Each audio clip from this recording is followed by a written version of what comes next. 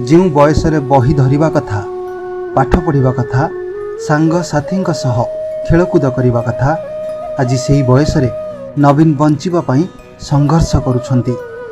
कलम धरिबा हाथ रे समय आज पर घर रे मूल लागिबाकू बाध्य करिछि। कम बयसरू मुंड ऊपर उठी जाइछि बापा मांकर हाथ। दुनिया को ठीक से बुझी नथिबा नवीन को मुंड उपरे आज लदी होई जाइछि संसारर पूरा बोझ। केउटा भूल आ केउटा ठीक बोली पाखरे कहिबाकू केही नांती। ए हेउछंती कलाहांडी जिला जयपाटना ब्लॉक बड़ करलाकोट गाँवर नवीन नायक।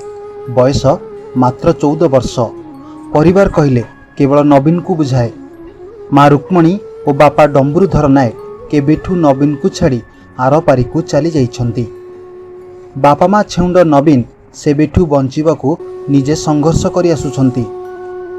हेले एभली परिस्थिति रे नवीन को पाखरे पहुंची पारिनी कोनोसी सरकारी साहाय्य। पेट चाखंड पाई आज 12 द्वार बुलुछंती नवीन। पेट पाई आज ए द्वार तो काली से द्वार। दिने दिने भोकिला मध्य सोइबाकू पड़ुछि। जेउठी मुठाए दाना जोगाड़ करिबा पई नवीन को पाई काठिकर पाठ होई जाउछि, सेठी पाठ पढ़िबा कथा किए बा बुझुछि।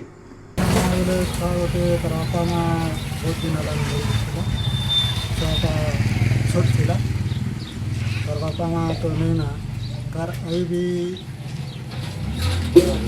खराब ही गला से घरे से घरे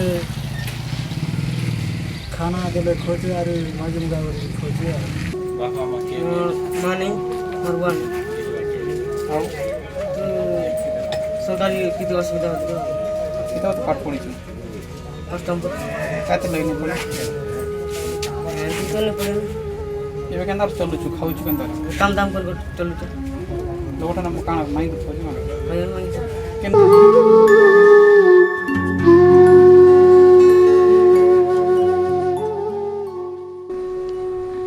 जेणे तेणे प्रकार रे अष्टम जाए पाठ पढ़िबा परे अधारू नवीन को डोरी पड़िला।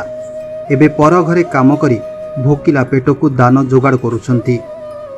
किए हेबो नवीन को साहा। सेपटे सरपंच कहउछंती मो पाखरे एने किछि खबर नाही।